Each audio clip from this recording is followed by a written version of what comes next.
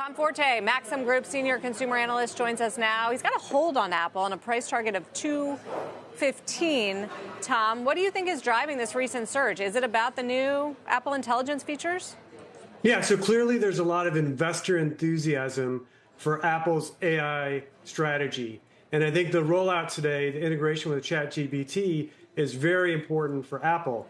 The challenge is, will there be a huge AI-fueled upgrade cycle to the iPhone?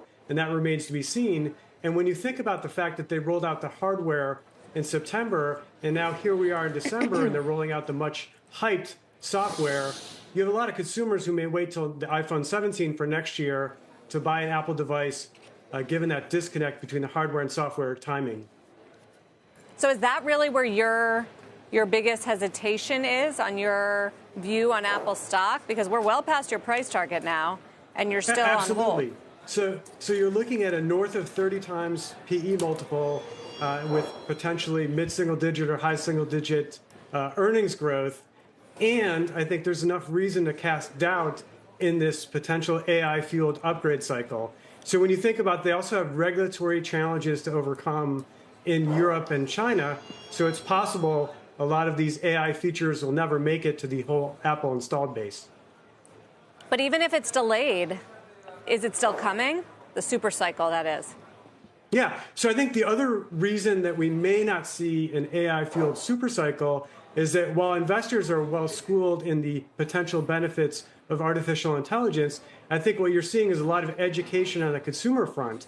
I actually think Google's done a great job with its Gemini ads to promote the benefits of AI to consumers. And by way of comparison, Apple hasn't done as well, showing how Apple Intelligence and AI features are going to make it worth buying a new iPhone. Hey, Tom, do you see Apple becoming the victim of some trade war crossfire with China next year? And how would you grade Cook's ability to develop relationships both with China and the new administration here? Sure. So I look at Tim Cook as CEO by day and diplomat by night. I think he has excellent relations with both the U.S. government and the Chinese government. So if anyone can manage that, he can do it. I think that the good news for Apple, when you think about a second Trump term, is that he's going to maintain the low corporate tax rates. So I think they're going to have to navigate a challenging environment for tariffs. But the good news is Apple generates massive profits.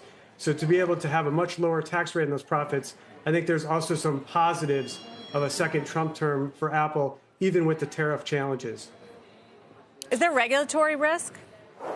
Absolutely. So if you look at the regulatory risk, I think what you're going to see is that a second Trump administration could be challenging for big tech.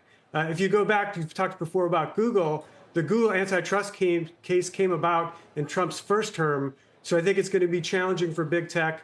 And there's definitely that risk as well for Apple.